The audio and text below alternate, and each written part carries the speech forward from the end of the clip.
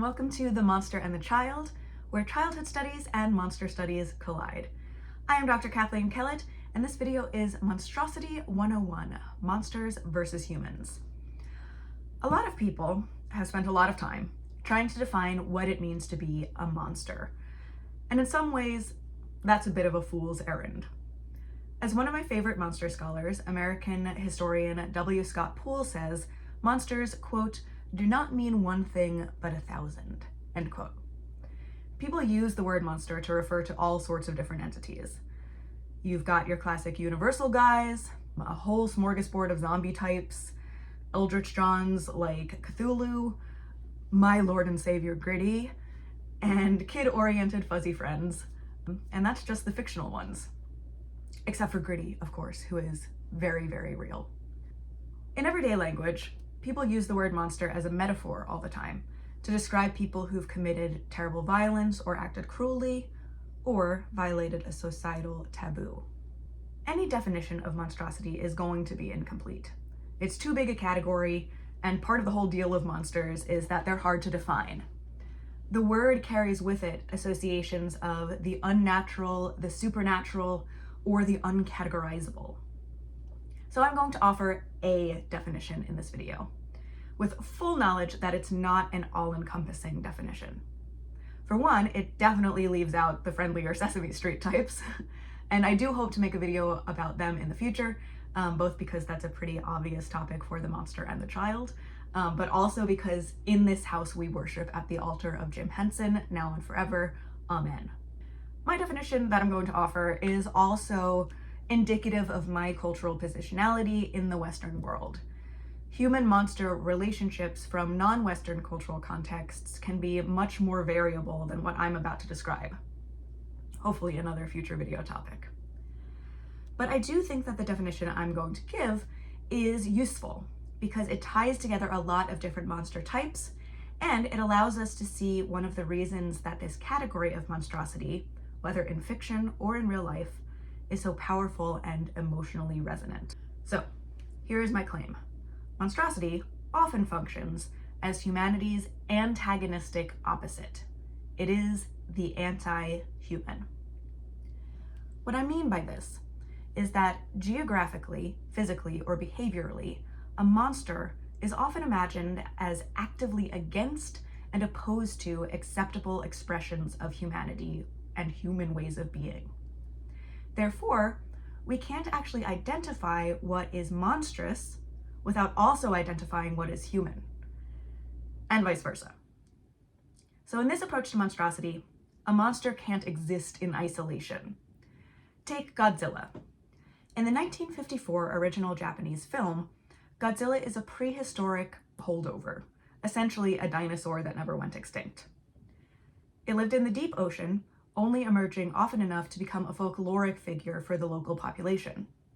To them, because of the potential danger it represented, Godzilla was a monster of legend, but to everyone else, unaware of its existence, it's just an animal. Just a creature like a whale or a giant squid. When they're minding their own business away from humanity, that's just wildlife. But if these creatures attack humanity, when they disrupt the safety of a rule-bound human society, they become our monsters, like the Kraken, Moby Dick, and Godzilla. The antagonistic contact with humans is necessary for this designation of monstrosity. The word monster is a label that humans assign to something based on this perception of an anti-human way of being. Now, those of you familiar with Godzilla may be thinking, hold up, Godzilla didn't just attack Tokyo out of nowhere. Its habitat was destroyed and its body irradiated by nuclear testing in the ocean. It didn't just become a monster when it acted in an anti-human way. Humanity acted in an anti-Godzilla way first. And that's the thing about a good monster story. Monsters don't just present us with imaginary things that are against us, they also reveal what happens when we, humans, break our own rules of being human. In the 1950s, Japan was still absolutely reeling from the atomic bombing of Hiroshima and Nagasaki in 1945. Godzilla was, and always should be, about nuclear trauma and dread. Humans made Godzilla anti-human by carrying out inherently anti-human weapons testing. Reading monsters as antagonistic opposites of humanity always begs the question of what happens when we, the humans, don't act like humans anymore. What do we create, and what do we become? Some monster stories deal with this question very directly. In Greek mythology, the king Lycaon did some pretty bad things. This being Greek mythology, there are multiple versions of his story, but the one that Ovid told in his Metamorphoses is that Lycaon received the god Zeus as a guest. Lycaon was skeptical of Zeus's divinity, particularly his omniscience and his immortality. So Lycaon attempted to feed Zeus human flesh to see if the god would recognize it for what it was, and Lycaon also attempted to kill Zeus in his sleep to see if he could die.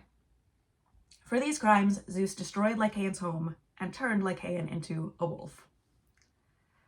Now, some of what Lycaon did wrong here is pretty obvious. All human societies have rules determining when and why other people can be killed, and they have pretty heavy restrictions against random murder. All human societies have rules about cannibalism too, with many having outright unbreakable taboos around the practice. And even those historical societies that did have cannibalistic practices always had strict rules about the who and the when and the why. No human culture has ever been cool with just killing a guy and cooking him as a test. But, as monster stories generally are, it's more specific than that.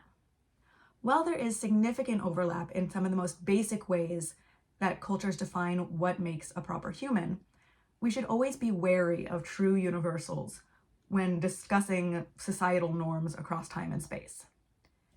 Like, if I were magically transported to ancient Greece, which I don't want, the basic rules of engagement that I would observe there would be wildly different to what I, as a 21st century American, deem acceptable. Because when I'm talking about being human here, I'm obviously not just talking about human as a biological category. Human is a cultural category, and we exclude biological humans from that category all the time when they are perceived to break the rules of behaving correctly in our societies. For Lycaon, one of the main rules that he broke, aside from the murdering and the cannibalism, was the rule of hospitality. Like I said, if I were in ancient Greece, I would find a lot of their ways of life pretty anti-human from my perspective, especially when it comes to things like slavery or gender requirements. People from ancient societies would similarly feel like a human in a monstrous world if they were magically transported to our time. But one of the governing structures of ancient Greek society was its strict code of conduct around the treatment of guests. For an excellent discussion of this, see Emily Wilson's introduction to her translation of the Odyssey. And then just go ahead and read that entire translation because it is riveting. Trust me, as someone who did not enjoy the Odyssey in high school, this will fully redeem your 9th grade suffering. To make a long and complicated story almost insultingly short, the rules of hospitality were of paramount importance in ancient Greece because travel, and therefore trade and diplomacy and alliances, and oftentimes relationships in general, would not be safe without them. People can't just hop a plane and get to where they're going. They have to travel through people's lands and stay in their homes and trust that they will be treated with decency. Lycaon's transgression wasn't just against Zeus, it was against the entire fabric of society. It was against a rule that humans need in order to keep being human with each other. So, Zeus's message as he turns Lycaon into a wolf is clear. You didn't act like a human, so you don't get to be human anymore. We can see then how the category of monster is not a pre-existing objective state of being, but a value judgment. This value judgment is always going to be heavily informed by the culture that we're a part of. Part of what a culture is, in fact, is these mutually agreed upon value judgments, and of course our categories. We humans are pattern-seeking species, and we love to put things and people into neatly defined boxes. We then create institutions, schools, medical systems, legal systems, in order to keep these categories that we've created stable. To be clear, this is a neutral and necessary thing. You can't have a culture without these processes. Whether you or I as individuals agree with the ways in which these categories are formed and enforced can be determined on a case-by-case basis. I think we can all agree that the category of host, enforced by the rule of don't feed your guests people and then try to kill them, is a good cultural norm. We should keep that one. A+ for culture there. But there are plenty of obvious rules and categories that have needed change over time and continue to need change. Roles defined by race, by gender, by ability and disability, etc. What monsters can do for us is call attention to these rules and categories, both the ones that we agree with and the ones we might want to change. As practically every piece of monster scholarship you'll ever read points out, the etymology of the word monster, like demonstrate, derives from Latin roots for the verbs to reveal and to warn. One name you'll hear come up a lot if you dive into monster studies is Jeffrey Jerome Cohen. In 1996, he wrote his seminal essay, Monster Culture: 7 Theses, which everyone and their dad cites and which absolutely blew my mind the first time I encountered it as an undergrad. I may or may not have a line from it tattooed on my leg. In his essay, Cohen lays out 7 theses of monstrosity, though he also acknowledges that his rules are bendable and breakable, because again, we can't get too rigid with our definitions when it comes to monstrosity. But Cohen's very first thesis is that, quote, the monstrous body is a cultural body, end quote.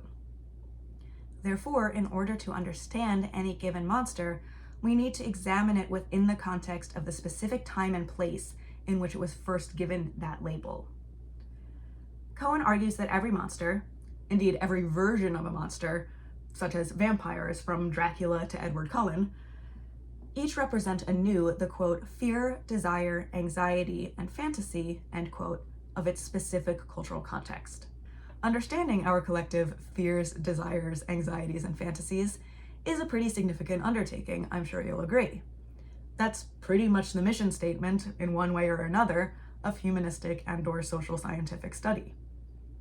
There are nearly as many ways to study monstrosity as there are types of monsters themselves, and students of psychology, anthropology, sociology, cultural studies, literature, media studies, and history have all taken cracks at answering the question of what makes us create, again and again, these stories about our own antagonistic opposites.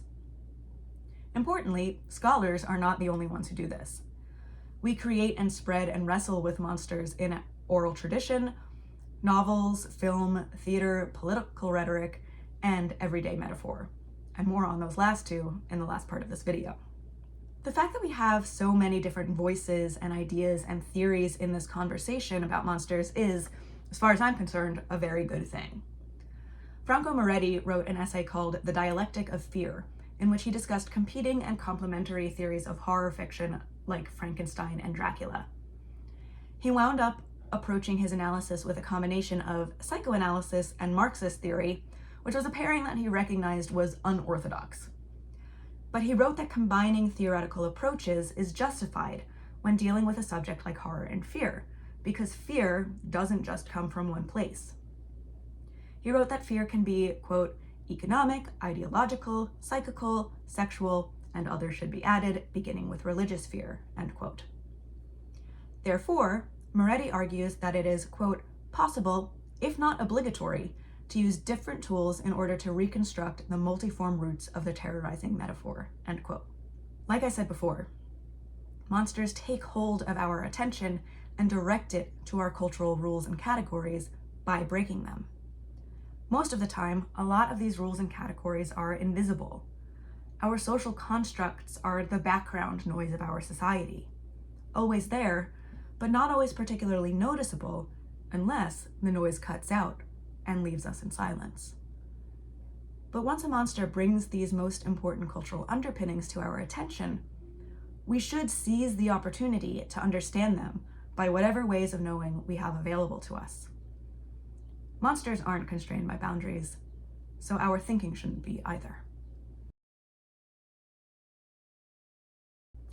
With that said, We do all have our own areas of expertise or particular interest, and as the title of this channel suggests, mine is childhood studies. So let me provide another example of some of these ideas about monstrosity with a monstrous child this time. Let's look at Regan from The Exorcist. I'm assuming everyone's at least familiar in passing with this possessed preteen, but for those who haven't worked up the courage to tackle such a notorious horror classic yet, here are the basic facts. The entity who possesses the 12-year-old Regan is the demon Pazuzu, who actually is a real mythological figure. Pazuzu was an ancient Mesopotamian wind demon. Ancient Southwest Asian demons frequently represented forces of nature. He had many evil and destructive proclivities in his original incarnation, but he also had some protective functions, particularly for pregnant women. Subsumed into the Catholic storytelling of The Exorcist, however, Pazuzu no longer retains this moral ambiguity. He's just all the way, entirely bad, and his presence threatens Regan's life and the lives of everyone around her. Two priests, the doubting Father Karras and the longtime exorcist Father Marin, are the last resort of Regan's mother, the successful actress and single mom, Chris McNeil. Pazuzu talks through Regan's mouth in a deep, guttural voice, and he covers her skin with sores. When he inhabits her body, he forces it to do all sorts of disturbing things, such as urinate on the floor, projectile vomit green goo, and violently and bloodily do things with a crucifix that, if I were to describe further, might get me in trouble with YouTube, and I only just got here, so One popular way of analyzing monsters is by using the philosopher and literary critic Julia Kristeva's work on abjection. Kristeva defines the abject as, well, the undefinable. We can only describe it by referring to what it is not.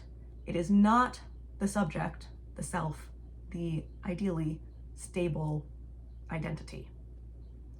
The object is not an object either, because an object, though also separate from the subject, can be defined pretty easily and comfortably in contrast to that subject. We'd like it if we were able to do the same with the abject, but unfortunately, the abject is simultaneously closer and more opposed to everything that we are. It is waste, violence, death, rot, the parts of human experience that, quote, if I acknowledge it, annihilate me, end quote. One example that Kristeva gives is the skin that forms on the pot of boiling milk. It's the stuff that makes you gag. But while we want to escape it, most of the time we can't. I mean, waste and death can't get much more human than that. But these are some of the things that our rules, our categories, help us to, if not avoid, then at least contain and quarantine so that we can maintain at least a little plausible deniability. Monsters tend to trample all over that deniability. That's why they so often embody the abject. The Pazuzu-infested Regan certainly does. She makes visible all of those things like vomit, urine, blood, especially blood associated with sexuality. If the abject is, as Kristeva says, diametrically opposed to the stability of the self, then abject monsters like Regan can easily be read as diametrically opposed to the stability of humanity. It's not us, and it attacks us. Our antagonistic opposite again. But, as with Lycaon, Regan is more specific than that. Just like everyone agrees that sneaky cannibalism is a bad idea, we can also assume that a distaste for pea soup vomit is one of those very few universals that I mentioned earlier. So sure, some good baseline level monster stuff is going on here. But Regan is not just a possessed person, she's a possessed child, a possessed girl, a possessed preteen girl. When a monster is associated with a particular type of person, we can be sure that it will offer some insights into the ways in which we, and here when I say we, I'm talking about Americans in the 1970s, define that category. Not all people in a given culture operate under the same rules, of course. The rules that govern not only the behaviors, but the very definition of 12-year-old girl are extremely particular. The ways in which the possessed Regan breaks these rules reveal a lot about how humanity as a cultural concept relies on how we govern gender, sexual development, family units, and childhood itself. So what is a white 12-year-old American girl supposed to be in both the 1970s and now? Ideally, still more of a child than an adult, her pubescent sexuality should be invisible, contained, delayed. She should be happily and obediently within her place in the nuclear family.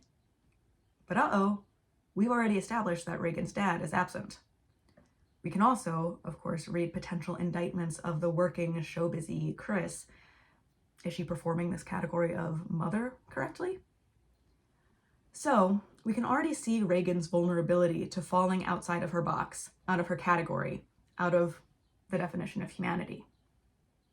Pazuzu, a male entity, visually portrayed by two female actors, subverts Regan's nascent puberty into aggressive, gender nonconforming, violent sexuality. We see what a 12-year-old girl is supposed to be through Pazuzu transforming her into everything she is not supposed to be. The through line, of course, is innocence. I'm going to talk about the construction of childhood innocence in much more depth in my next video and a bunch of other videos that I have planned, but this one is still Monsters 101 instead of Childhood 101, so I'll keep it brief here. It almost goes without saying that childhood and innocence are linked concepts, at least in Western cultures within the past few centuries. There are a bunch of components to what innocence means, and one of them is the idea of moral purity. The notion that children are morally pure, that they're better people than adults, is deeply ingrained, certainly within my own culture. In fact, when I tell people what being a childhood studies scholar is all about, I've had people get offended when I say that it involves questioning and analyzing things like childhood innocence as a social construction. Sometimes people take the mere notion that such a thing is not a natural and self-evident truth as an insult to all kids. And if you think about it, an insult to all humans. Because that's a pretty comforting idea, isn't it? That we at least all start out pure. But it also begs the question of when that goes wrong. And the changes of puberty, of adolescence, is a period that collects a lot of anxiety because of that. Regan's possessed monstrousness calls attention to the absence of innocence in a body that we want to hang on to innocence for as long as possible. This is effectively scary. This is effectively compelling. Another thing about the abject is, as much as we reject it, we're also drawn to it, fascinated by it.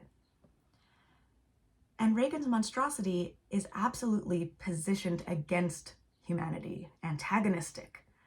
It helps us to learn about how the overarching category of humanity relies upon the maintenance of our smaller categories that we sort people into, such as childhood. Okay, so like I said, more on all of that childhood stuff later. And by later, I mean for the entire rest of this channel's existence on YouTube. But the last part of this topic that I want to explore in this video is how the understanding of the anti-human monster functions outside of fiction. As I said before, people use the term monster all the time, often to describe other humans who we think are doing a bad job of humaning. However, even with a shared cultural context, not all people are going to agree on their definitions of monster or human. Look at the times we are all collectively living in. So what are some of our options when it comes to imagining real humans as somehow opposed to humanity?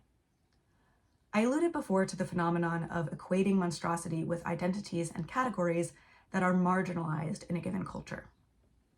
This plays out in both fiction and reality, in a co-constructive, self-reinforcing cycle. W. Scott Poole's survey of American monster history touches upon subjects like the association of enslaved Africans with cannibals, revisiting one of our taboos from earlier, as well as the deviant sexuality of vampires with the women's rights movement. On top of this, scholars have continued exploring monstrous mental illness, gender, race. I have some links to a couple examples with the rest of the work cited in the description. Dana Oswald, writing about gender and monstrosity, explains that monsters aren't only warnings, but when viewed in the right light, also potentially roadmaps. Quote, "If even human bodies transgress socially constructed categories of gender, then monstrous bodies articulate the means by which human bodies can do so," end quote. So we can see that marginalized monsters can serve different functions for different people. To those with power and privilege, these monsters cause fear as they threaten the stability of those positions at the top of the social hierarchy. To those who live on the margins due to their identities, monsters and monster stories can provide guidance or even community. However, marginalized monsters are only one type of monstrosity. David McNally, in his book Monsters of the Market, analyzes monstrosity as a metaphorical tool for critiquing capitalism. If you're watching this on youtube.com, you probably live within a capitalistic system, which, much like the other rules and categories that govern our lives, functions by remaining invisible and taken for granted until people can't really imagine any other way to organize society. McNally argues that since monsters are such a stark and emotionally heightened concept, literally defined by their weirdness and rule breaking, they're well positioned to make the familiar strange and the invisible visible in a process that he calls estrangement effects. When used in this way, monsters can signify the anti-humanity elements of the systems in which we all live. It's important to remember that monstrosity is a shared language. As McNally says, quote, "Subaltern groups in capitalist society attach images of monstrosity to oppressive powers, not just subversive ones," end quote. In other words, who and what a monster represents will depend on the monster story's narrator. At this point, let me provide a quick crash course on metaphor, since outside of fiction that deals with literal supernatural beings, that's what monsters are. We do, on one level, know when we refer to, for example, a serial killer as a monster, they're not literally not human. But we use this terminology, this concept, because it conveys a set of ideas succinctly and emotionally. There's a lot of scholarship on metaphor, much of it in neurolinguistics, which is quite beyond my area of expertise. But I can explain some of the ideas that can help us understand why we're collectively so attached to the monster metaphor. In the 1980 landmark text, Metaphors We Live By, George Lakoff and Mark Johnson define metaphor pretty straightforwardly as, quote, "understanding and experiencing one kind of thing in terms of another," end quote. But to them, metaphor is not just a linguistic phenomenon, but rather evidence of a much deeper system of understanding and relating to the world. They call this phenomenon conceptual metaphor. They argue that metaphor is grounded in experience, which in turn is grounded in culture, and that all three, metaphor, experience, culture, are co-constructive. In other words, they all help contextualize and make meaning and create one another. Lakoff and Johnson use the conceptual metaphor "argument is war" to demonstrate how this works. A ton of the ways that we talk about argument in English and many other languages, though certainly not all, uses military metaphor. Arguments are won or lost. Ground is gained if an opponent starts to agree. People are locked in a battle of wits, etc. These metaphors, Lakoff and Johnson argue, manifest in the ways we understand and therefore carry out the act of arguing. It's combative, all or nothing, with a clear victory and defeat. But it's still a metaphor. It's explaining one thing by comparing it to another different thing. Argument could be understood in other ways. War is not a perfect or complete analogy. As much as metaphor reveals one aspect of a concept, it also hides others. In this case, argument is war hides the potential of cooperation in problem solving. Simplification, and often oversimplification, is a major facet of metaphor. I think that this aspect of Lakoff and Johnson's theories of conceptual metaphor provides a very useful framework for understanding both the benefits and limitations of a metaphorical construct like monstrosity. Monsters are heightened and exaggerated creatures, and we live in heightened and exaggerated times. The presidencies of Donald Trump are marked by a lot of hyperbolic scapegoating. A 2020 Daily Beast article by Pilar Melendez details the ways that Trump in his first campaign and administration specifically used the monster metaphor to describe perceived enemies as wide-ranging as immigrant populations, natural disasters, and Kamala Harris, before he even ran against her. Trump also often uses similar metaphors like animals or terminology associated with a monster metaphor like evil as ways of associating concepts and people with an anti-human, antagonistic agenda. When he's talking about actual humans, the use of this metaphor is dehumanization on its most literal level. It's not only that someone is not human, they're also against all humanity. It is a useful way of justifying extreme force. But, as David McNally reminds us, conservative or reactionary politicians are not the only ones who use monster metaphors. In 2018, Aaron Cassese published a study on the ways in which both 2016 presidential campaigns relied on monster rhetoric. Trump himself has been described with monster metaphors frequently in political speech and reporting and media like political cartoons. Lord knows I've been known to use it. That tells me, and you, something about how I define humanity. There are rules and categories of being human that I feel like Trump breaks, and breaks badly. I mean, Lycaon was disqualified from being human for, among other things, murder, and many of the Trump administration's past and present policies either risk or have been proven to cause unnecessary death. So that's a pretty basic one. But, as Lakoff and Johnson's theories demonstrate, monsters reveal some aspects of a concept or a person and hide others at the same time. When I use the monster metaphor, what gets hidden? What might I miss? It's comforting to call a harmful person a monster because of that clear antagonistic distinction between monstrosity and humanity. It's saying, I'm not in that category, I'm not like that. But that distinction only exists in the realm of the conceptual. In reality, stripped of metaphor, it really all just is humanity. And we shouldn't allow our metaphors to let us hide from that. All right, so that last part ended on a bit of a downer, but hopefully at least a thought-provoking one. I'd love to hear your examples of how this understanding of a monster as an anti-human antagonist play out, whether in fiction or real life. I'd also be super interested in your thoughts about other ways of defining or understanding monstrosity. Like I said, this is not the only way to approach monsters, it's just one that I find particularly useful and fascinating. If you did as well, I would love it if you give this video a like, subscribe to my channel, and/or add a comment down below. Make sure to check out the sources in the description.